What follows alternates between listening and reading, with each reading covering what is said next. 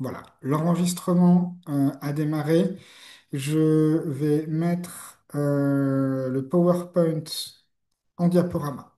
Bonjour à toutes et tous. Merci d'être nombreux pour ce webinaire qui vise à présenter l'appel à initiative proche aidant de personnes âgées que l'Association française des aidants porte avec la Fondation de France pour justement valoriser les initiatives qui soutiennent les proches aidants dans les territoires. Dans un premier temps, ce que je vous propose, c'est qu'on fasse un rapide tour de table à trois, parce qu'on est trois à présenter ce webinaire. Ensuite, moi, je vous ferai une présentation du contexte, comment on en arrive à cet appel à l'initiative avec la Fondation de France. C'est quelque chose de nouveau. Donc, je vous présenterai très rapidement le contexte et après, on viendra au cœur du sujet, la présentation du cahier des charges, vous donner quelques éléments de calendrier et d'évaluation de l'appel à projet. Et ensuite, vous présentez la plateforme, comment elle fonctionne. Et enfin, répondre à vos questions. Du coup, je vais commencer par me présenter. Moi, je m'appelle Roman Foin. Je suis responsable du développement à l'Association française des aidants. Et je participe à la coordination de cet appel à initiative que nous portons avec la Fondation de France. Marina, si tu veux poursuivre. Merci Romane, bonjour à tous et à toutes. Marina Kotlarewski-Maya, je suis chef de projet sur la stratégie de territorialisation pour l'Association française des aidants et je vais copiloter cet appel à initiative avec Romane pour l'association. Et je suis ravie de vous rencontrer. Je reconnais certains noms, prénoms dans les vignettes. C'est sympa de vous retrouver. Et Et Yann, peut-être on a Yann, oui, si pardon. tu veux te présenter. Alors, peut-être que Yann a un peu de retard.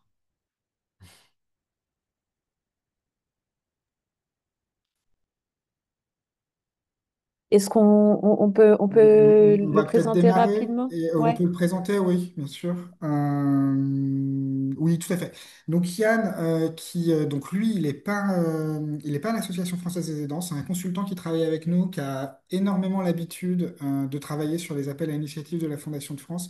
Et donc on l'a mobilisé puisque ça me permet de faire le lien avec le contexte, c'est que c'est aussi pour l'Association française des aidants une grande première de porter un appel à initiative aussi ambitieux. Et donc c'est pour ça aussi qu'on voulait le soutien d'un consultant expert pour pouvoir justement nous permettre de faire les choses de la meilleure façon. Rapidement, le contexte de cet appel à projet. En gros, la Fondation de France, elle cherchait ces dernières années, elle a déjà fait plusieurs appels à projets sur les aidants, ces 2 dernières années en particulier. Et elle cherchait des nouvelles façons, justement, de fournir des subventions, de financer, en s'appuyant aussi sur des collaborations avec des acteurs opérationnels. Et c'est une grande première et pour la Fondation de France et pour l'Association française des aidants, puisqu'elle est venue vers nous et elle nous a proposé de porter cet appel à projet. Nous, on était ravis de cette opportunité parce que ça nous permet deux choses. Ça nous permet d'une part de poursuivre notre exploration dans les territoires. C'est avec Marina en particulier sur le projet de territorialisation, quelque chose qu'on fait depuis 1 an, de explorer quelles sont les initiatives de coordination dans les territoires autour de la question de l'aidance. Et du coup, nous, ça nous permettait de pouvoir faire remonter les projets, savoir quels étaient les projets qui justement étaient en cours en ce moment. Et d'autre part, c'était aussi très important pour nous parce que ça nous permettait aussi, en tant qu'on a l'habitude, en tant qu'Association française des aidants, de présenter de répondre à des appels à initiatives, de répondre à des appels à projets. Et il y a toujours certains éléments qui nous posent, voilà, qui nous questionnent, notamment bah, cette question de vouloir toujours faire de l'innovation, notamment cette question du saupoudrage, notamment le fait que bah, parfois on a des initiatives côte à côte dans les territoires qui sont soutenues, qui se ressemblent énormément et il y a une vraie question sur la complémentarité. Et en tant justement qu'associatif, nous, voilà, de partenaires d'associations, bah, c'est quelque chose qui nous a toujours beaucoup interrogés. Et donc, c'est la raison pour laquelle on a fait des choix. Et bah, Marina pourra le développer dans le cadre de la présentation de l'appel à initiative. C'est pas forcément demander de l'innovation mais valoriser des initiatives qui fonctionnent, valoriser aussi des initiatives qui s'inscrivent dans une logique de parcours, voilà, qui est vraiment une complémentarité et avec un montant relativement élevé, puisque on propose un montant de 100 000 euros minimum sur 1 à 3 ans pour l'aide demandée. Donc c'était des vrais choix qu'on voulait faire en tant qu'acteur du monde associatif. Et c'est aussi pour ça qu'on est ravi de pouvoir le porter. Euh, Conclure par le fait qu'on est ravi. Alors, je vois une main levée, et si vous voulez, le mieux peut-être, parce que vous êtes quand même très, très, très nombreux. En tout cas, n'hésitez pas à lever les mains, puis après, mais en tout cas, on répondra aux questions plutôt à la fin, comme vous êtes très nombreux. Et là, on vous présentera les choses. Peut-être vous dire bah voilà, qu'on est absolument ravis de pouvoir présenter cet appel à projet, que vous soyez là et voilà, et que bah, l'idée c'est voilà, pouvoir soutenir les initiatives auprès des aidants sur les territoires parce qu'on sait qu'il y a des gros besoins actuellement. Et pour nous, cette initiative, c'est un peu une contribution assez modeste, il faut le dire, euh, pour, euh, pour répondre à tous ces enjeux. Je te passe la parole, Marina, pour développer justement le cahier des charges Ça marche. et nous dire, présenter ça. Peut-être tu préfères que je présente le cahier des charges ou je reste sur le PowerPoint? Qu'est-ce que tu préfères? Bah, je veux bien que tu déroules le cahier des charges, ouais, en Et tant que bien du tel. coup, je vais arrêter ce partage-là et je vais partager une autre fenêtre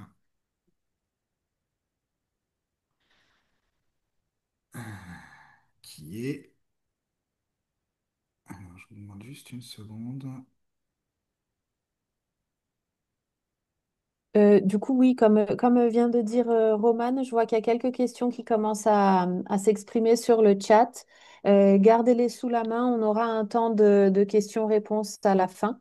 Et notamment, je vois une question sur l'accès au dossier numérique. Romane va nous faire une petite démo de la plateforme, donc normalement, ça répondra à, à votre question. Et je profite aussi, donc la personne qui a posé cette question sur le dossier de demande, sur l'accès au dossier de demande, vous n'êtes pas identifié. Si vous pouvez vous renommer pour vous mettre sur un modèle nom, prénom, structure, s'il vous plaît.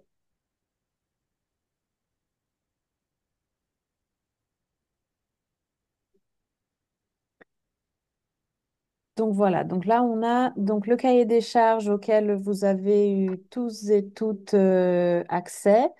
Bien sûr, on va pas faire forcément de la redite de tous les éléments qui y sont.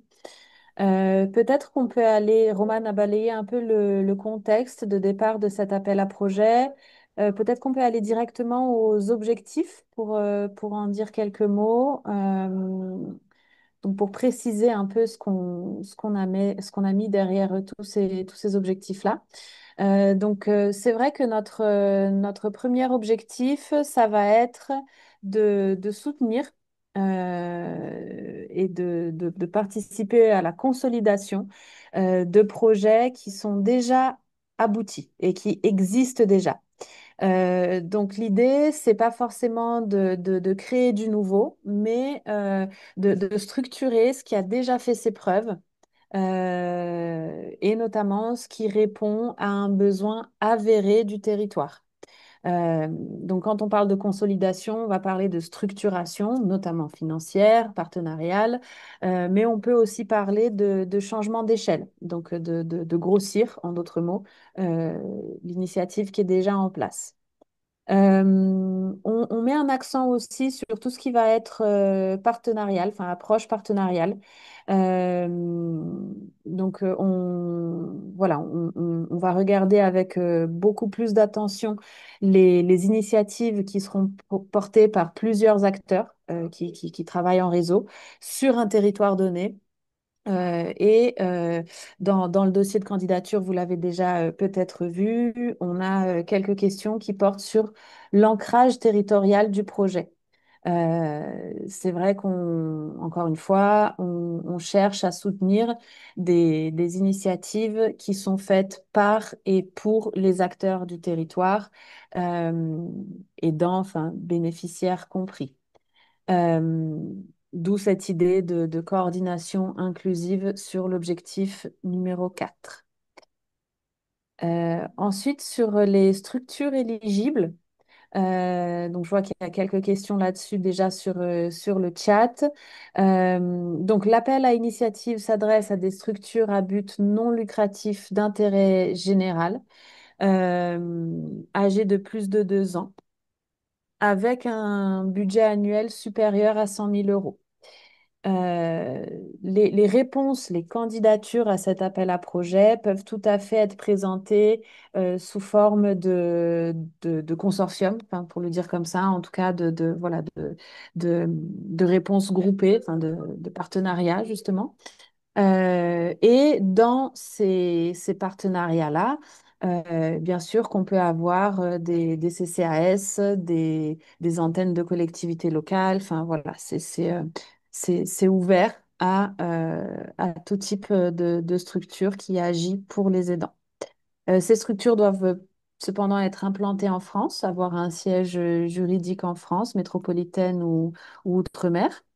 Et elles doivent bien sûr porter un projet en faveur des proches aidants de personnes âgées. C'est bien notre public cible sur cet appel à initiative.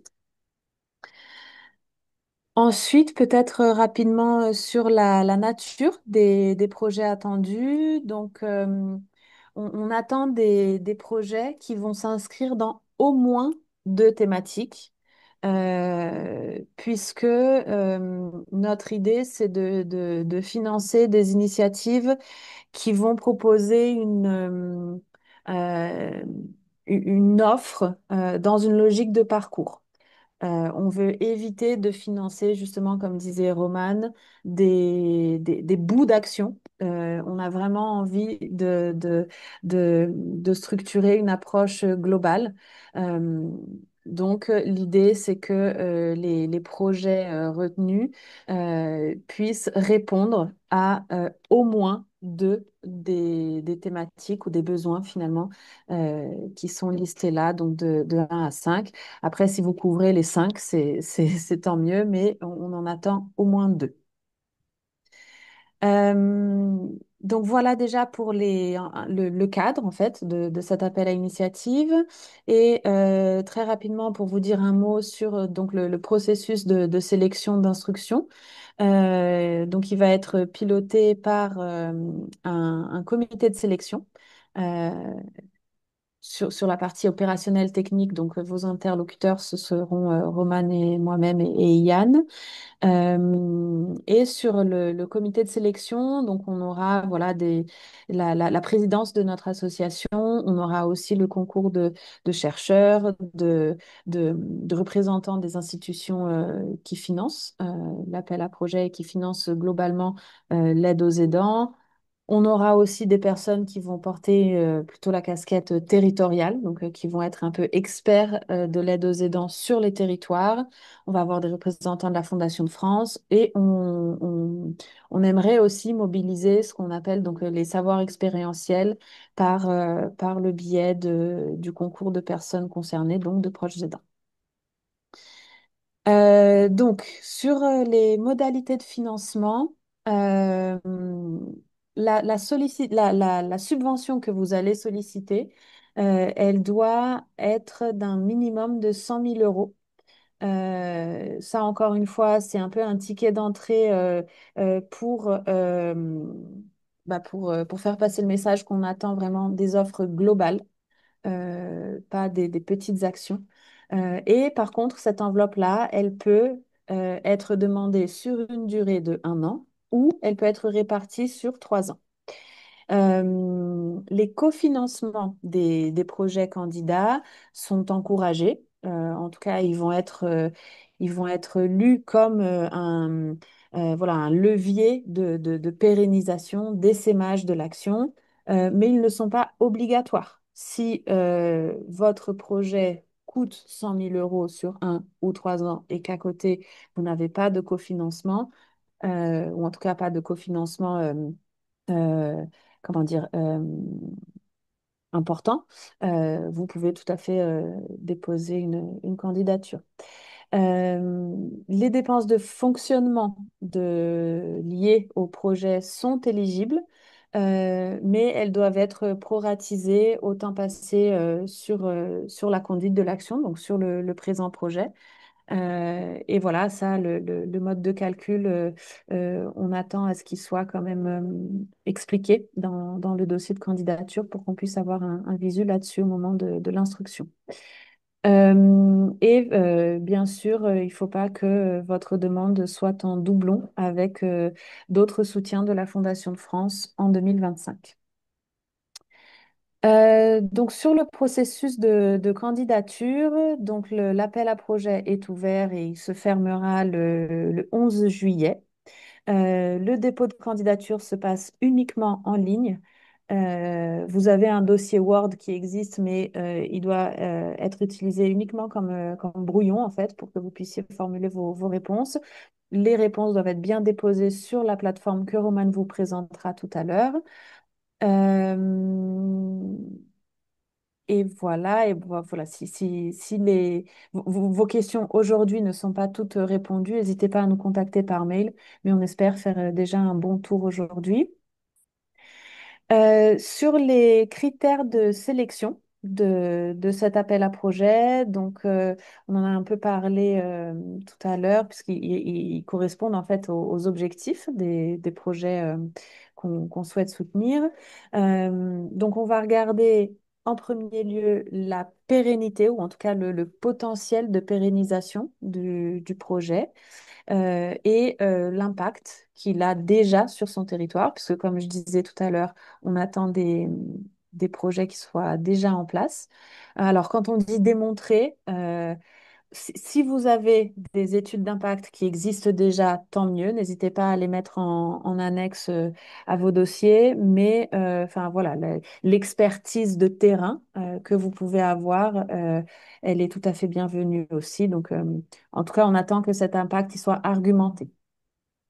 On cherche aussi des projets qui soient en cohérence avec les besoins du territoire, des aidants, des professionnels, de tout l'écosystème d'acteurs en place, qui soient bien ancrés sur un territoire et dans le dossier, préciser aussi quel est votre territoire, quelle est l'ampleur de votre action. On le sait, parfois les dynamiques, en fait, les initiatives locales de coordination correspondent pas toujours à des périmètres administratifs. Donc, précisez-le et montrez-nous en quoi c'est pertinent, en fait, pour les besoins que vous avez repérés. Encore une fois, la question de la qualité du partenariat. Donc, vraiment, on attend des projets qui soient portés à plusieurs. Euh, et bien sûr, on aura un regard sur la capacité de pilotage de ce partenariat, mais aussi les critères d'évaluation que vous proposez pour votre propre projet. Enfin, ce point sur l'équilibre territorial, expliciter un équilibre sur le territoire national et une représentativité géographique. Ça, c'est voilà, c'est un peu une note pour nous-mêmes, mais qu'on pensait qui était importante de vous partager. Euh, on ne financera pas deux projets dans la même région. Donc ça, je pense que c'est particulièrement important à avoir en tête pour les têtes de réseau qui peuvent avoir des antennes un peu partout en France. Veillez à en interne structurer les réponses de vos structures. Pour pas, en fait, pour pas créer de mise en concurrence en interne. Nous, c'est vrai qu'on a cet enjeu de nous assurer que cet appel à initiative va pas concentrer des réponses sur un même territoire. L'idée, c'est de pouvoir, au contraire, essaimer l'aide aux aidants via cet appel à initiative et couvrir un maximum le territoire national parce qu'on sait qu'il y a quand même des zones où les initiatives sont peu nombreuses. Voilà, et pour finir sur le calendrier, donc comme je disais tout à l'heure, fin des dépôts de candidature le 11 juillet à minuit. Nous, on commencera enfin, on aura finalisé l'étape de présélection pour début septembre, pour mettre en place le comité de sélection début novembre et pouvoir vous annoncer des réponses dès le 18 novembre. En tout cas, c'est la date qu'on s'est fixée. Euh, et voilà, et peut-être juste pour vous préciser, pendant l'étape de présélection, euh, enfin qui sera découpée en plusieurs sous-étapes pour nous, on sera en mesure de nous remettre en contact avec vous euh, voilà, pour peut-être préciser certains points de certains dossiers et, euh, et voilà, être sûr qu'on a bien compris vos propositions. euh, et éventuellement, ça on verra au fur et à mesure, euh, vous proposer de pitcher vos dossiers euh, sur certaines instances de sélection. Voilà. Merci Marina. Du coup, n'hésitez pas à noter vos questions. J'ai vu qu'il y en avait aussi dans le chat, donc on les reprendra après. Peut-être là poursuivre cette présentation en donnant la parole à Yann, qui nous a rejoint justement sur peut-être un peu plus de détails sur la façon dont les dossiers vont être évalués, enfin un peu détailler ces différents critères. Yann, si tu veux peut-être développer en 5 minutes cet aspect. Oui, bien sûr. Merci, Roman. Bonjour à toutes et tous. Euh, donc, l'idée, c'est à partir du 11 juillet, entrer dans une phase où on va pouvoir étudier, analyser l'ensemble des dossiers déposés. Donc, le premier temps, c'est celui de vérifier la complétude du dossier, hein, qu'on ait bien toutes les réponses aux questions posées et les pièces administratives diverses et variées. Une fois que cette phase est passée, on rentre dans une phase de scoring où on va noter les différents, enfin, tous les projets déposés selon quatre axes. Le premier axe, c'est la pertinence du projet, hein, de s'assurer de la compréhension du besoin via un diagnostic, comment ce diagnostic a été réalisé, en partenariat ou pas, partagé avec les attendus, les besoins des populations et en réalité en miroir avec attendez, je vois, j'ai un message qu'on me demande de démarrer une vidéo. Euh, voilà, donc le barème, en fait, ça va être le même nombre de points pour les différents axes. Donc, on parle du diagnostic, on parle de la cohérence des objectifs et des actions qui sont proposées et mises en place au profil du public cible. Ça veut dire qu'il va falloir bien identifier aussi quel est ce public. Il va falloir expliquer comment vous avez documenté, sourcé, échangé avec les différents acteurs du territoire pour aboutir à ces actions, enfin en tout cas objectif action. Il faut évidemment argumenter l'adéquation avec les thématiques de l'appel à projet dont Marina vous a parlé. Ensuite, il y a un autre axe qui est celui de la faisabilité et des capacités à en mettre en œuvre les actions que vous imaginez ou que vous avez déjà mis en place, mais vous voulez upgrader votre projet. Donc, ça va être quelles sont les ressources attribuées au projet par action, donc ressources humaines, qu'elles soient internes, externes, salariés, prestations, bénévoles, mise à disposition si vous avez des partenariats, par exemple, avec une collectivité ou un mécénat de compétences. Donc, il faut démontrer le réalisme de ces moyens, leur mobilisation et leur articulation. Ensuite, on va s'intéresser à la gouvernance et l'organisation du pilotage du projet. Quelle est la coordination? Quelle est l'articulation entre les acteurs internes et externes? Est-ce que les personnes, le public cible est associé ou pas? Et si oui, de quelle façon? Le degré de maturité du projet, est-ce qu'on est sur un projet naissant ou un projet plutôt en essaimage et il n'y a pas de... enfin, en tout cas, dans le cas de cet appel à projet, on peut très bien déposer un projet comme l'autre, mais en tout cas, il faut pouvoir démontrer et clarifier là où vous en êtes. Un troisième axe sera sur l'ancrage territorial et les partenaires, les relations partenariales que vous mettez en place ou que vous avez déjà mis en place. Donc, il faut bien décrire comment le projet s'inscrit dans l'écosystème local, quelle est la connaissance du terrain, quels sont les acteurs qui sont mobilisés, est-ce que vous avez des conventionnements ou pas. Si vous avez des conventionnements, on vous encourage à les joindre à votre projet. Euh, il faut que cette démarche elle soit active et pertinente, donc que les partenaires soient bien identifiés et que leur contribution soit démontrée. Le quatrième axe de cette notation s'intéresse à l'impact de votre projet et la manière, la méthode, enfin en tout cas l'évaluation du projet que vous mettez en place. Donc, on veut des résultats attendus qui soient clairs, quantitativement et qualitativement, enrichis d'indicateurs cohérents, quoi, réalistes, mesurables, des indicateurs SMART pour ceux qui sont familiers avec ça.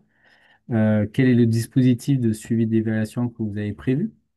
Donc, avec quelle méthode, quel retour d'expérience intégré, etc., etc. Quels sont le apport ou les apports pour le territoire du projet que vous allez mettre en place, donc de montrer qu'il y a un effet levier, que ça entraîne une dynamique, ou alors que vous vous inscrivez dans une dynamique et que vous y participez. Et le cinquième et dernier axe de la notation de cette phase de présélection concerne, et quelqu'un a posé la question dans le chat, la pérennité et le potentiel d'essaimage de votre projet. La pérennité économique et stratégique du projet. Donc, on est sur un financement soit pour une année, soit pluriannuel. Mais dans les deux cas, il faut pouvoir démontrer que votre projet s'inscrit dans quelque chose de durable et pérenne et qui peut éventuellement, si les besoins sont exprimés, pouvoir essaimer ou se développer. Euh, voilà, et puis après, on a peut-être quelques points bonus, mais ça, c'est encore en réflexion et ça sera surtout sur l'aspect géographique pour avoir un équilibre sur le territoire, puisque l'Association française des aidants et la Fondation de France souhaitent pouvoir couvrir euh, maximum le territoire national pour avoir un maillage de projets. Voilà, Roman, je pense avoir respecté le timing, j'espère. Parfait, merci Yann. Du coup, je vous propose de faire une dernière partie pour balayer rapidement la plateforme. Et ensuite, eh ben, on passera à vos questions. Du coup, je vais changer le lieu du partage. Euh,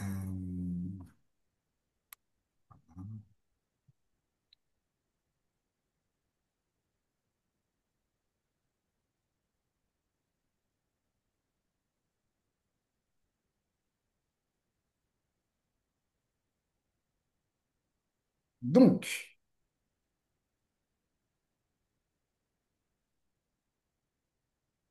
je partage ici. Donc, avant de vous connecter, là, je ne vais pas pouvoir le faire, mais du coup, la première étape, c'est de créer un compte.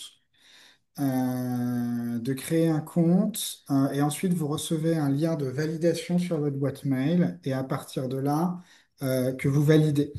Qu'est-ce que ça fait de créer un compte? Ça fait qu'en fait, à chaque fois que vous allez vous connecter avec ce compte, automatiquement, l'appel à projet, enfin, dès que vous allez remplir, ça va être automatiquement enregistré.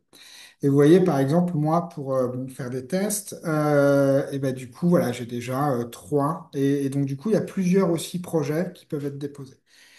Euh, sur cette plateforme, vous avez notamment donc le cahier des charges que Marina vous a présenté, qui est ici, là, dans les trois onglets. On a aussi une FAQ, donc une foire aux questions, avec bon, bah, tout un tas de questions auxquelles il y a une dizaine de questions qu'on a posées. Quand on par aidance? Quelles sont les échelles territoriales concernées? Quand on par continuité d'action? Les différentes catégories? Qu'est-ce qu'on entend par diagnostic? Qu'est-ce qu'on attend finalement dans le diagnostic du territoire qu'on vous demande? Quelle est notre définition avec la Fondation de France de personnes âgées? Qu'est-ce qu'on entend par SMH?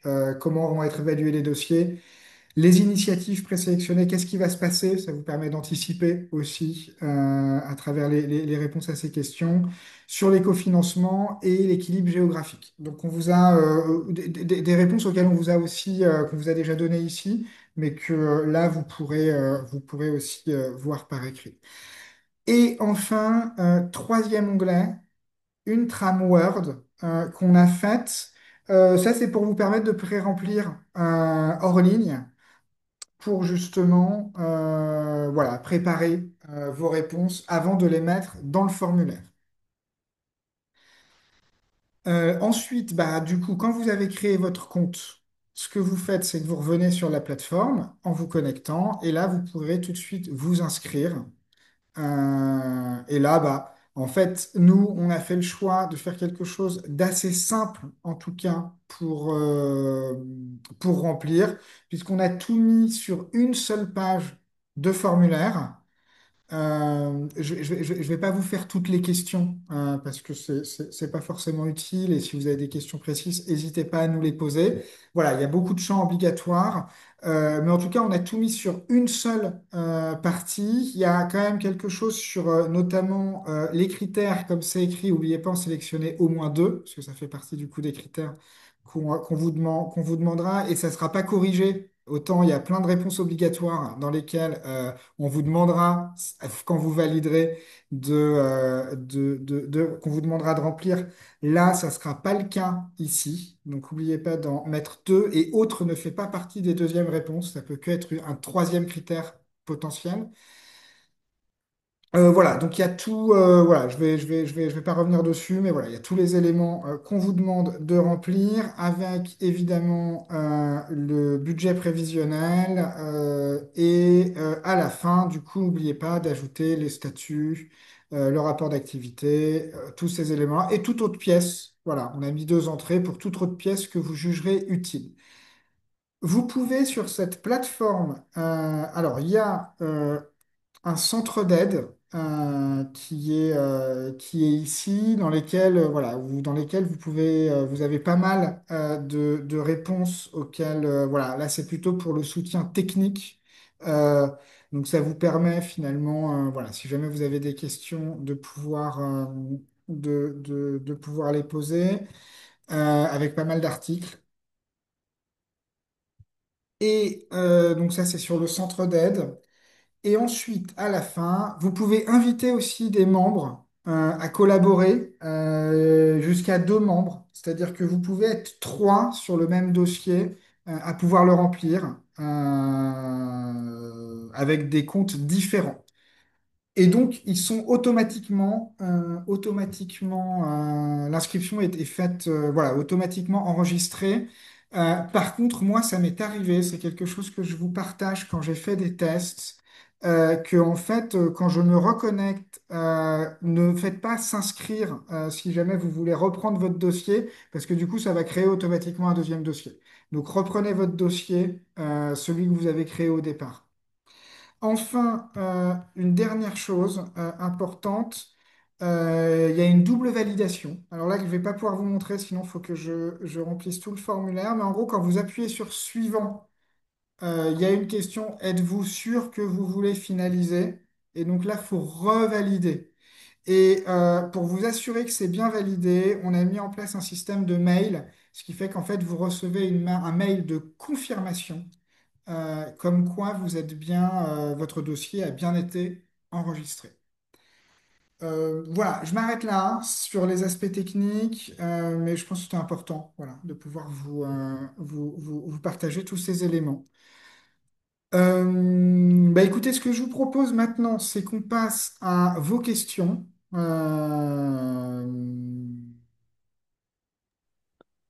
Euh, et peut-être qu'on peut commencer par, ben voilà, on va peut-être commencer par les questions Je, du chat. ouais, je propose de vous Marina. les lire. Ouais. Donc là, normalement, je suis remontée à la toute première question. Euh, donc on va les lire, on va les balayer ensemble. Euh, Première question on va peut-être vous demander aussi de renommer vos vignettes parce que là, I2ML28, je ne sais pas qui c'est. Donc nous souhaitons participer à cet appel à projet. Je ne veux pas.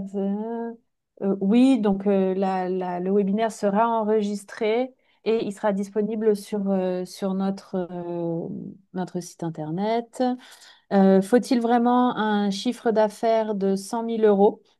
Euh, le chiffre d'affaires ou le budget de la structure de 100 000 euros, donc le ticket d'entrée dont on parlait tout à l'heure, c'est le budget minimum peut-être du consortium, encore une fois, pour utiliser ce mot-là. Donc, si l'initiative, elle est portée vraiment par un duo de partenaires, et que la somme des budgets de ces deux structures partenaires arrive à 100 000 euros ou plus, le dossier est recevable.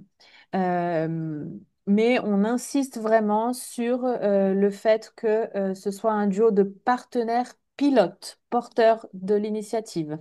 On n'est pas sur un partenariat de type porteur, opérateur, un peu prestataire. C'est vraiment si ce sont deux structures partenaires porteuses. Euh, ou alors si c'est la tête du consortium à elle toute seule a un budget supérieur à 100 000 euros, c'est tout à fait recevable. Si je peux compléter, Marina, en une phrase, en gros, c'est-à-dire que si vous voulez vraiment arriver en présentant deux structures, en disant bah, la somme fait plus de 100 000 euros, par exemple, il faudra vraiment démontrer qu'il y ait vraiment une coordination très resserrée avec un coportage. Et donc, c'est à vous de le démontrer dans la réponse à l'appel à initiative pour nous dire, bah oui, effectivement, là, c'est vraiment un projet. Il y a du sens finalement, d'une certaine façon, de faire la somme des budgets, parce qu'on voit bien que ce soit dans les prises de décision, dans la façon de fonctionner, dans la coordination et les réunions de coordination avec la fréquence, le contenu, etc. Là, on voit bien qu'effectivement, il y a un enjeu à considérer que c'est deux budgets additionnés. Par contre, effectivement, comme le disait Marina, si en fait c'est plutôt un partenariat euh, opérationnel où finalement il y a quand même une personne qui prend, enfin une structure qui prend la décision et qui coordonne l'ensemble, bah, là pour le coup, il faut que ça soit cette structure qui soit seule avec un budget de 100 000 euros. Ça a moins de sens de considérer la somme pour le coup. Ensuite, seules les associations sont concernées, pas les CCAS, non, ça on y a répondu. Donc, le partenariat peut concerner plusieurs types de structures, pas uniquement des associations. Je voulais savoir si le montant de subvention est de 100 000 euros, c'est pour un an et s'il est renouvelé. Donc non, en fait, c'est à vous de répartir cette somme. Donc soit c'est 100 000 euros sur un an, soit vous répartissez ces 100 000 euros sur 3 ans dans votre dossier de demande. Ensuite, on a encore une question sur les 100 000 euros minimum. Donc ça, c'est répondu. Est-ce que la structure doit forcément avoir comme public cible des personnes, les personnes âgées? Donc, c'est bien les aidants de personnes âgées. Et oui, c'est le public cible de cet appel à initiative. Après, peut-être, Romane, que tu peux préciser un peu plus le public cible. Oui, alors j'aurais tendance plutôt à donner la parole à Yann, qui connaît mieux ce sujet-là que moi sur ce public cible, parce qu'effectivement, en fonction de la caractéristique, il y a Yann, si tu veux répondre, parce que je sais que tu maîtrises mieux ce sujet. Oui, effectivement, le public cible, c'est quand même les aidants de personnes âgées au sens large, avec des spécificités possibles, notamment pour les publics en situation de handicap, où là, on considère selon certains types de handicap qu'à partir de 45 ans, on peut parler de personnes âgées. On parle de personnes en situation de handicap avec une reconnaissance de handicap attribuée par la MDPH et sur des personnes en insertion économique, on a aussi une autre définition de personnes âgées. Donc, au sens large, personnes âgées, on est sur 60 ans et plus. En revanche, il y a des publics parfois avec des spécificités. Donc, si vous êtes concerné par ce type de public, vous connaissez les définitions propres à ce qu'on entend par personnes âgées. Et dans ce cadre-là, un projet peut être déposé dans le cadre de cet appel à initiative. Merci. Donc, est-ce possible de candidater si nous sommes portés par une structure médico-sociale de la fonction publique? Oui, vous pouvez déposer un dossier. Euh, et encore une fois, et il y a plusieurs questions sur ça, sur le type de structure, donc CCAS, etc. Oui, ce sont des structures éligibles, mais encore une fois, on appuie sur la question du partenariat. Euh, L'idée étant vraiment de financer des initiatives qui se portent à plusieurs.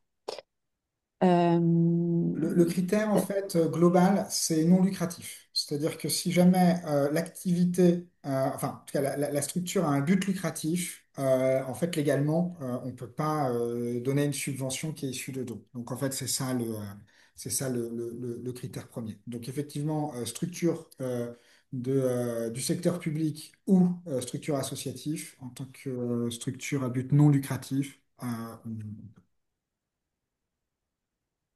Donc, est-ce qu'une tête de réseau nationale peut être le porteur et déployer le projet dans une seule région? Alors oui, tout à fait.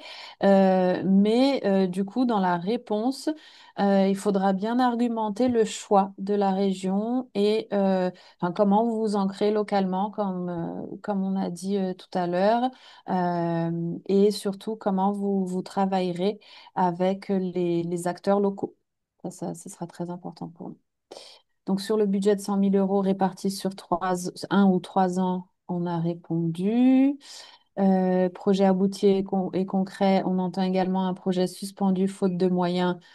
Oui, l'idée étant de prouver qu'il est utile, enfin pour le dire simplement, voilà, qu'il répond réellement à un besoin du territoire. Mais s'il a dû être suspendu faute de moyens, au contraire, c'est quelque chose qui peut tout à fait nous intéresser. Montant maximum, enfin, on n'y a pas pensé, mais enfin voilà, faut euh, rester Ayez en cohérent tête avec l'action. Et ayez en tête que le montant global de la dotation, il est de 1,9 million d'euros et qu'on a en tête de ne sélectionner que 8 à 10 projets. Donc on est quand même sur une moyenne de 200 000 euros. Voilà, donc un minimum de 100 000 euros et un minimum de dotation, une moyenne de dotation par candidat de 200 000 euros répartis sur 1 à 3 ans. Ensuite, est-ce que les financements accordés par des fondations abritées par la Fondation de France et non par la Fondation abritante directement font également obstacle à une potentielle candidature? Alors, cette question-là, je la maîtrise pas forcément. Romane, est-ce que tu as Moi des non plus. éléments? Ce que je vous propose, c'est que je vais la noter et j'ajouterai la réponse à la FAQ voilà. Comme ça, vous aurez la réponse. Je l'ajoute à la FAQ, je la note. Pas d'autre soutien de la Fondation de France sur le sujet des aidants ou pour tout autre sujet. Je suis pas sûre de comprendre la question, mais je pense que c'est la même que celle du dessus. Cet appel à projet a-t-il lieu uniquement cette année? En fait, c'est sa première année. Comme le disait Roman, c'est un peu une démarche expérimentale. Donc, pour l'instant, on ne saurait pas vous dire s'il a vocation à être renouvelé régulièrement. Est-ce qu'il y a un calendrier de réalisation spécifique? Je pense que vous voulez savoir s'il faut commencer à un moment précis. Euh, bah, pas réellement, puisque comme on a dit tout à l'heure, l'idée c'est de structurer des actions existantes. Donc, euh, le calendrier de réalisation, il me semble d'ailleurs qu'on n'a pas posé de questions spécifiquement là-dessus dans le dossier de candidature. Euh, donc en fait, c'est l'idée de matcher le budget que vous allez demander, enfin la subvention que vous allez demander avec la réalisation de l'action. Euh, mais enfin voilà, il n'y a pas de date butoir, si c'est ça votre question. Sachant que le financement peut s'étaler que jusqu'à 3 ans. Région au sens géographique ou à l'échelle d'un département, d'un bassin de vie. Alors, on attend un projet par région au sens administratif, mais l'ancrage territorial, lui, donc ce qu'on va vous demander d'argumenter dans le dossier, lui, il peut être sur un département ou à l'échelle d'un bassin de vie. Est-ce que vous entendez par région les oui, donc ça c'est répondu. Pas de réponse positive sur la même ou sur le même territoire, sur la même région. Si on veut déposer un projet sur plusieurs départements et c'est l'image d'un projet, faut-il déposer un dossier unique ou un dossier par département? Donc là, c'est plutôt un dossier unique et nous expliquer en fait votre stratégie d'essaimage dans ce dossier-là, en précisant bien que voilà que c'est une action qui existe, qui a fait ses preuves sur un territoire et nous expliquer en fait pourquoi vous voulez aller dans un nouveau département. Donc, un projet sur le financement d'un essaimage national peut-il être soumis? Alors, on est vraiment sur des initiatives territoriales. Donc, si l'idée c'est de d'essaimer, donc de reproduire une initiative qui a eu lieu sur un territoire au niveau national, euh, en fait, c'est voilà, c'est à vous de quand dans la question du formulaire qui porte sur l'ancrage territorial, il faudra argumenter cet ancrage territorial au niveau national. En soi, enfin voilà, on attend un ancrage territorial.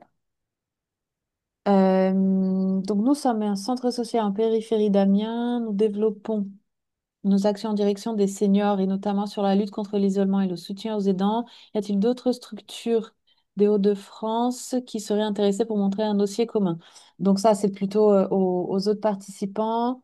Donc je laisse les éventuelles structures des Hauts-de-France répondre à Marie et Laurent du MPT-CS Rivry. Je, Euh, effectivement, ouais. Et je me permets, Marina, de revenir sur la question de Ludovic Dessau sur l'essaimage au niveau national. On a quand même comme objectif de nous sélectionner a priori. C'est pas un objectif gravé dans le marbre parce qu'on attend aussi quand même de savoir quels sont les projets qui vont être déposés. Mais on a quand même un objectif a priori d'avoir un projet par région. Donc il est possible aussi que finalement, dans un projet d'essaimage national, on choisisse qu'une partie du projet, tout simplement. Justement dans cette optique-là. Maintenant, voilà, cet objectif d'un projet par région est tout de même pas gravé dans le marbre, donc à voir aussi en fonction des projets, de votre projet, hein. Et Marina a raison d'insister sur l'ancrage territorial.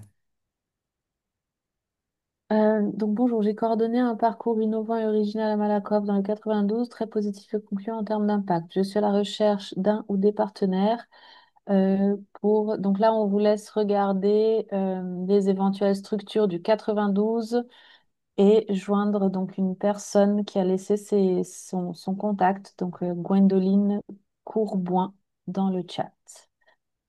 Euh, Bonjour, pas de financement de deux projets dans une même région. Qu'entendez-vous par région? Donc, on y a répondu. Ce projet ne s'adresse qu'à des aidants de personnes âgées et pas les autres. Non, malheureusement, c'est le public cible qui a été ciblé, si je peux dire ça comme ça.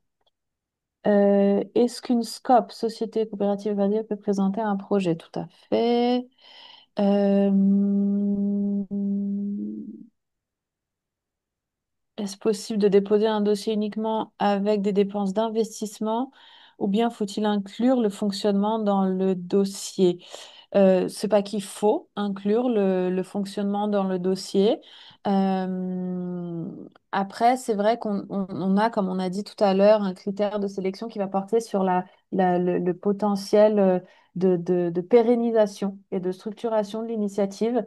Et enfin, enfin, à chaud, je vous réponds hein, ça comme ça. C'est quand même compliqué d'imaginer qu'une initiative puisse être pérenne sans du fonctionnement. Euh, mais enfin voilà, je sais pas. Peut-être pour compléter, euh, si votre projet fonctionne déjà et que vous avez effectivement les dépenses de fonctionnement qui sont assurées par un autre financement, et que vous nous démontrez que ça fonctionne, que vous nous dites, bah, nous, là, on a besoin de le développer encore sur le territoire, d'où nos dépenses d'investissement, c'est possible de cette façon-là. Mais du coup, effectivement, il faut bien nous démontrer que votre fonctionnement est financé et que le projet voilà, a un impact et donc qui mérite d'être développé. Voilà. Donc en fait, la Et demande si de je peux, subvention peut Maria, si je, s'appliquer. Ouais, juste pour préciser, la demande de subvention peut s'appliquer à uniquement de l'investissement, mais dans le budget prévisionnel que vous mettrez dans le dossier, enfin voilà, les dépenses de fonctionnement, en fait, voilà, le budget prévisionnel, lui, il doit enfin, présenter du fonctionnement, quoi. Ça tombe sous le sens. ça doit être le budget prévisionnel du projet. avec ses dépenses de fonctionnement et d'investissement. Vous montrez que dans vos recettes, vous avez les ressources pour couvrir les frais de fonctionnement, mais en revanche, vous sollicitez cette AI pour compléter de l'investissement, voilà, pour pérenniser, développer le projet. Dans ce cas-là, ça peut fonctionner effectivement, mais il faut bien l'expliciter. Mhm. Donc, des projets relatifs aux actions engagées au bénéfice des aidants de personnes âgées en situation de handicap peuvent-ils être potentiellement éligibles? Oui. Faut-il être obligatoirement adhérent à l'association? Non. Donc, adhérent à l'Association française des aidants. Peut-on faire évoluer le format des ateliers que nous souhaitons proposer avec la demande? Ateliers existants, mais besoin davantage de séances, par exemple. De plus, quand j'envoie un mail à votre adresse AS, cela ne fonctionne pas. On m'indique que l'adresse n'existe pas. Euh, on va peut-être vérifier le fonctionnement de l'adresse mail. Je pense Et que, honnêtement, je pense que c'est une erreur qu'on a faite. Normalement, on n'avait pas prévu de mettre d'adresse, donc carapé@edan.fr. Je ne sais pas comment ça s'est inséré là-dessus. Si jamais vous avez des questions, vous me les envoyer au mail contact. Et, euh, et oui, voilà, c'est tout. Et je ne sais pas si tu as répondu à la première partie, Marina. non, non, vas-y, je te laisse. Ouais. Oui, tout à fait. C'est un peu comme la même question sur les dépenses d'investissement et de développement de projet. Si vous nous démontrez l'impact et que vous nous dites, bah, effectivement, par contre, on s'est rendu compte que, il y a tel et tel et tel enseignement et nous, bah, du coup, votre financement, il nous permettra de pérenniser et finalement d'améliorer le format, c'est quelque chose qui est totalement, entendable. Faut-il obligatoirement présenter un projet à plusieurs partenaires? Bah, dans la mesure où on souhaite soutenir des actions globales et, euh, et qu'elles s'inscrivent dans au moins deux thématiques, euh, on imagine difficilement qu'une seule structure puisse répondre à ce critère-là. Après, on accepte différents niveaux de partenariat. Donc, ça peut être des partenaires plus opérationnels. Euh, voilà. Pouvez-vous vérifier votre adresse? Donc, ça, on y a répondu. Je vous mettrai la bonne adresse à la fin du webinaire. Vous l'aurez sur le chat. Pas reçu d'email pour m'inscrire. Donc, ça, c'est plutôt une question technique sur la plateforme. Donc, Romane, je ne sais pas si tu veux y répondre. C'est quelqu'un qui s'est inscrit, Ben, n'a pas reçu d'email d'inscription, enfin de ouais, confirmation. je sais que c'est arrivé à une autre personne qui a réussi par contre à faire inscrire une collègue de son association. Et je sais que dans la plateforme, il y a justement les informations sur comment recevoir son email. Honnêtement, je sais que c'est peut-être voilà, une complication, mais peut-être essayer avec une autre adresse mail, puisque je sais que vous êtes la deuxième personne qui me le dit sur cet aspect-là. Moi, je vais me renseigner de toute façon de mon côté. Euh, pour voir si ce qui se passe auprès de notre prestataire qui nous fournit la plateforme. Peut-être si vous voulez me donner votre email, Andrea, comme ça je note votre mail et je regarde, je vérifie, parce que comme ça arrive avec une autre personne, hein, il faudra qu'on voit. Donc, sur les thématiques, y a-t-il une incidence de choisir l'un ou l'autre des volets, volet 3 isolement et soutien psy, volet 4 épi, volet 5 prévention? Non. Si la question c'est de savoir s'il y a des thématiques qui sont prioritaires pour nous, non. L'essentiel, c'est d'en articuler deux ou plus. Des personnes de Bretagne sont-elles présentes? Donc ça, c'est Virginie du CRF CarePap. Donc je vous laisse prendre contact avec elle éventuellement. Mais je vois que oui, il y a plusieurs, plusieurs Bretons dans le chat. Euh, Question concernant le financement du projet, doublon avec d'autres financements de la Fondation de France. Cette règle s'applique-t-elle également aux fondations habilitées? Donc, on va se rapprocher de la Fondation de France pour vous répondre et on mettra la réponse sur la FAQ, comme a dit Romane. Est-ce qu'un projet qui a eu lieu en 2019, mais qui a été stoppé faute de moyens, donc ça, on y a répondu aussi, tout à fait éligible. Faut-il des lettres de recommandation et ou de soutien? Donc, je pense que ça se réfère au partenariat. Alors, au stade du dépôt de dossier, pas forcément. Si vous en avez, n'hésitez pas à les mettre en annexe. Mais voilà, on est conscient que c'est souvent une démarche bureaucratique qui peut ralentir un peu la constitution du dossier.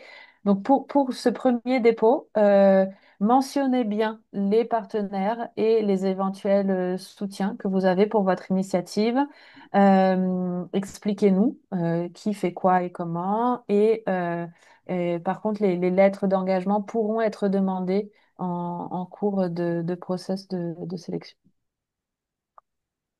Sur un même territoire, il y a deux projets complémentaires. Sont-ils éligibles? Bah, on vous propose enfin, de construire votre réponse ensemble. Si vous voyez déjà les complémentarités sur le même territoire, on attend une seule et même réponse. Est-ce que si on est une association nationale avec plusieurs antennes régionales, faut-il déposer un dossier unique en priorisant une région en particulier?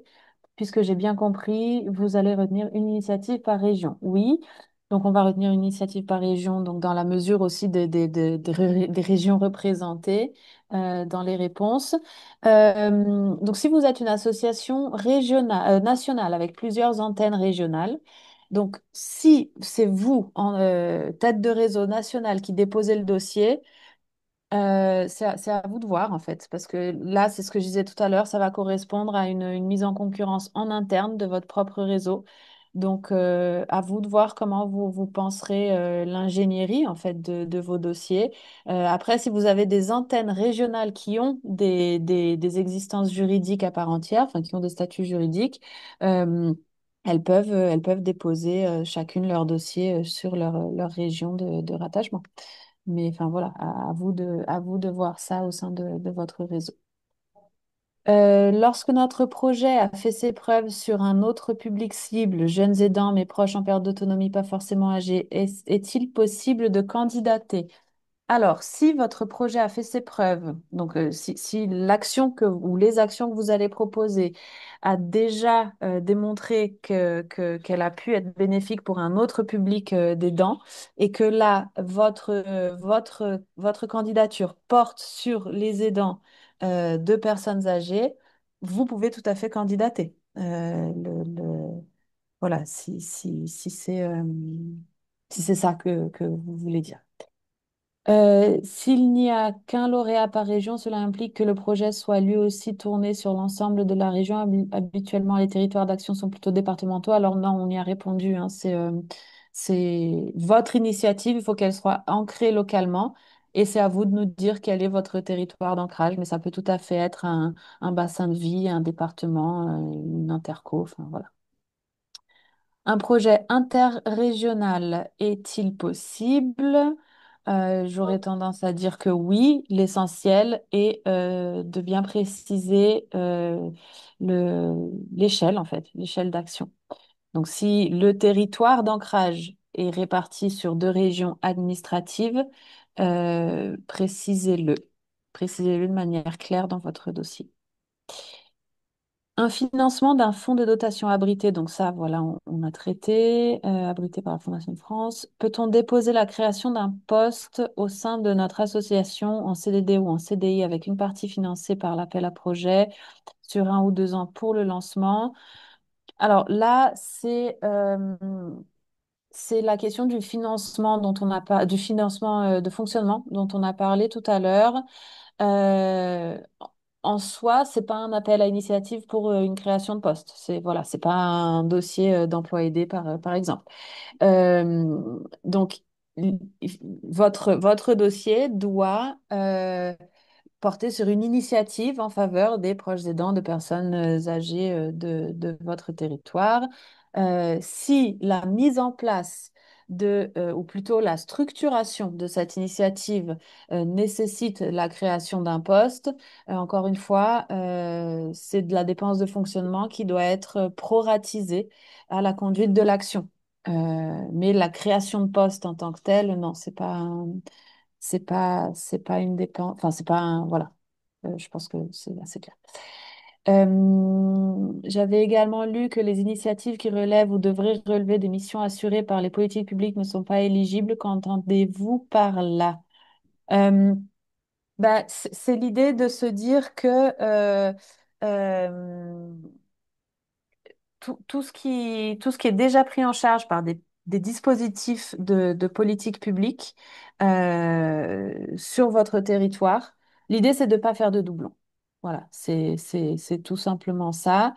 Euh, donc, c'est à argumenter dans votre dossier. Quel est le rôle d'un coporteur? Quelle différence avec les autres partenaires? Bah ça, en fait, tout est très différent. Un coporteur, ça va être quelqu'un qui va porter l'action, qui va porter l'initiative. Enfin, un duo de porteurs. Ce sont deux coporteurs. Et les autres niveaux de partenariat, donc ça, c'est très divers et ça va dépendre des initiatives. Mais on fait la différence en tout cas entre un coporteur et un simple opérateur. Euh, c'est plutôt de ça dont on parle.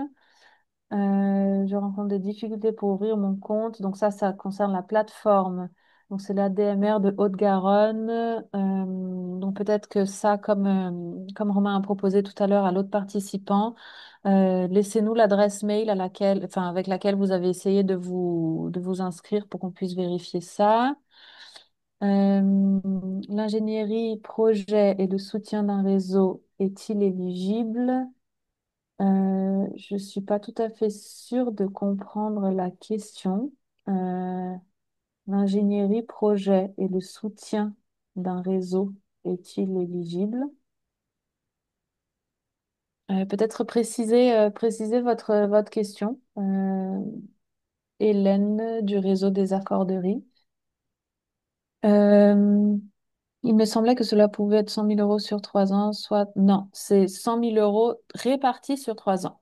Donc, soit une année financée à 100 000 €, soit 100 000 € répartis sur 3 ans.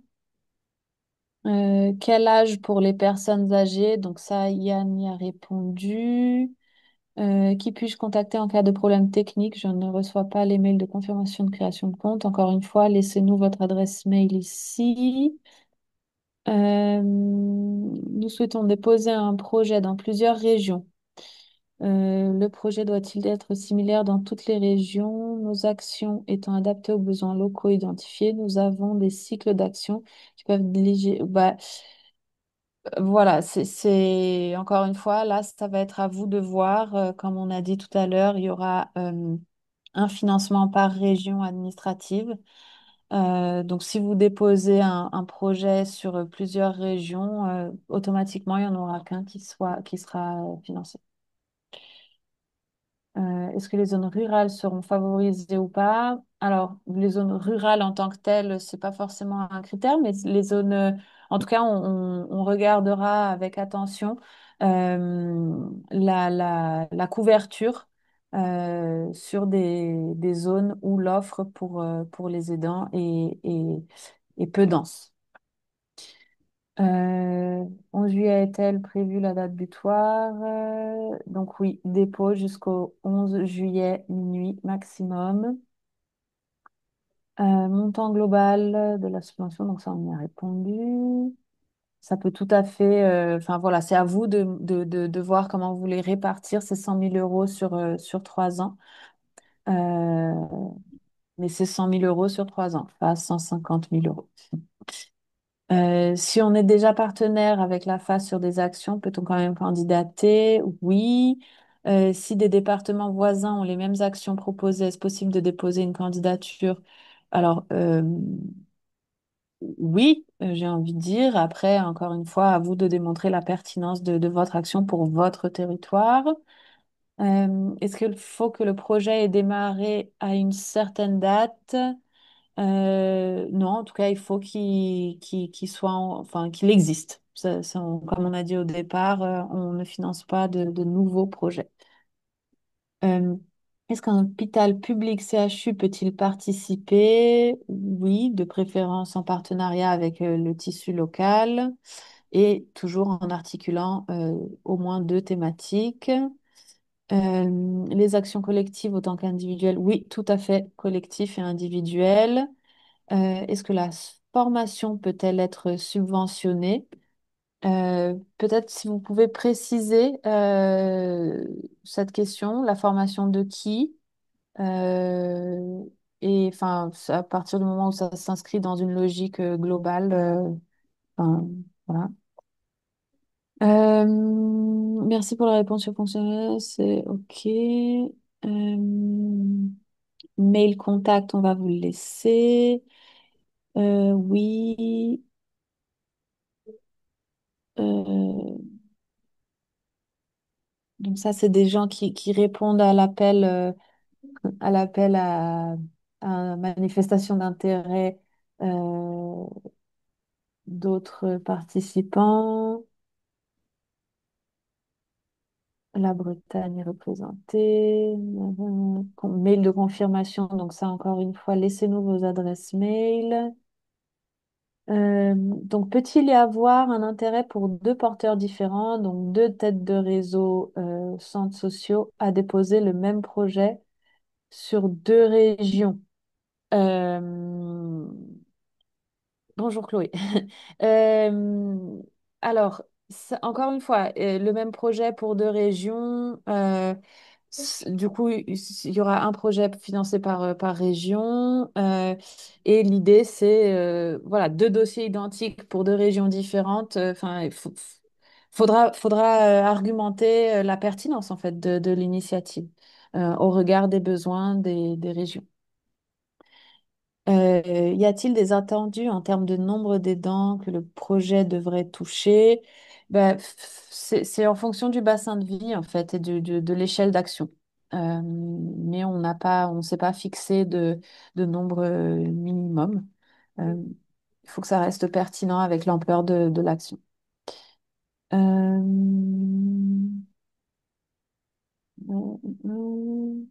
L'appel à initiative peut-il viser à renforcer nos effectifs aides-soignants? Ce renforcement permet de répondre plus largement aux besoins croissants des aidants. Donc ça correspond un peu à la question de tout à l'heure sur la création de postes. La création de postes en tant que telle, c'est pas l'objet de cet appel à initiative. Euh, mais vraiment, tournez vos candidatures avec une entrée action, une entrée offre. Euh, et si besoin, proratiser du personnel en dépenses de fonctionnement. Mais enfin, voilà, la création de poste, encore une fois, c'est pas l'objet de cet appel d'initiative. Bonjour, pour les PFR présentes aujourd'hui, la Fédération des plateformes de répit souhaite déposer un projet concernant une expérimentation dans le département du Nord d'un parcours santé des aidants de plus de 55 ans en lien avec les PFR et centres de prévention. Nous aimerions consolider les CME, si cela vous intéresse. Donc ça, voilà, c'est une personne de la Fédération des plateformes de répit qui demande à d'autres participants de rentrer en contact avec elle. Je vous invite à regarder le chat. Euh, Plateforme d'accompagnement et de répit portée par le centre officiel peut être éligible à un appel à projet visant à renforcer ses effectifs. Donc, même question que tout à l'heure. Est-ce que le financement, qu'il soit annuel ou pérenne, sera affecté sur le budget 2022 de la structure porteuse? Euh, à partir du moment où vous aurez la subvention pour 2026, enfin,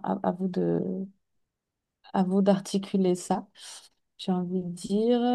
Donc, encore une fois, sur un an ou trois, si la Fondation de France soutient une structure sur un autre projet, cela exclut la possibilité de candidater à cette AMI. Euh, si c'est un autre projet en faveur des aidants, oui. Enfin, des proches aidants de personnes âgées, oui.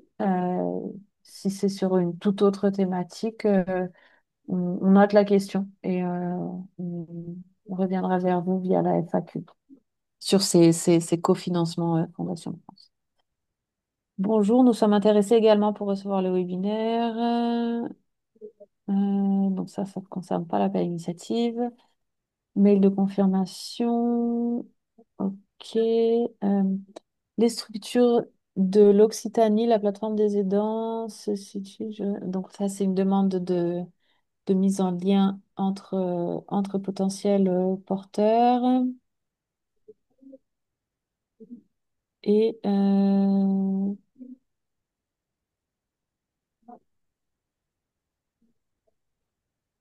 donc là, tout à l'heure, Roman a dit qu'une demande de subvention pouvait atteindre 200 000 euros sur 2 ans pour un projet et vous venez de dire que non. J'ai pas l'impression que Roman ait dit ça. Si, si, Ah oui, ok. puisque j'ai dit qu'en moyenne, les subventions Ah oui, pouvaient s'élever à 200 000 euros répartis sur 1 à 3 ans.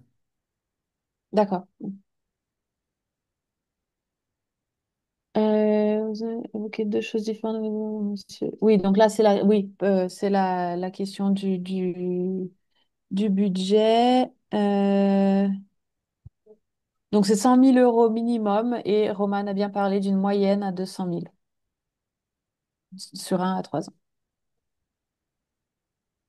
Et voilà, je pense je suis arrivée au bout des questions sur le chat. Donc là, je vais écrire sur le chat l'adresse mail, donc Mhm. contact@aidant.fr.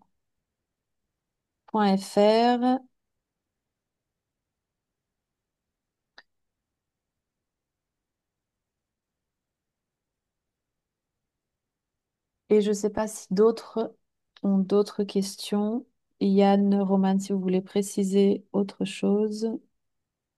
Non, moi j'ai noté la question sur les cofinancements, Fondation de France Abrité, fonds de dotation de la Fondation de France. Est-ce que c'est excluant ou pas? Et puis tout, j'ai noté les différentes personnes qui ont des problèmes à se connecter à la plateforme. Ouais, et puis moi, je voudrais juste rajouter, on n'a volontairement pas mis de limite de caractère pour vos réponses, donc n'hésitez pas à détailler un maximum, à expliciter et à donner des exemples ou des outils, des chiffres. Donc soyez exhaustifs.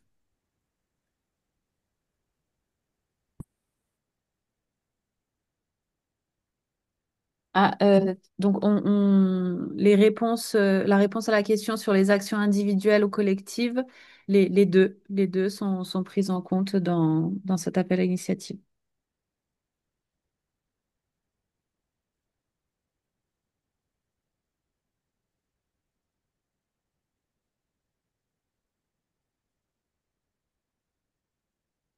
Je pense qu'on a fait le tour. Merci à vous tous et toutes de vous être connectés avec nous. Et on mettra à jour notre FAQ prochainement. Donc, n'hésitez pas à la consulter d'ici quelques jours. Et l'enregistrement, enfin ce webinaire sera disponible également en ligne sur notre site internet Sur pour notre ceux. site, et je pense, je vais essayer de pouvoir le mettre aussi en quatrième onglet sur la page d'accueil de la plateforme. Comme ça, vous l'avez aussi à ce niveau-là.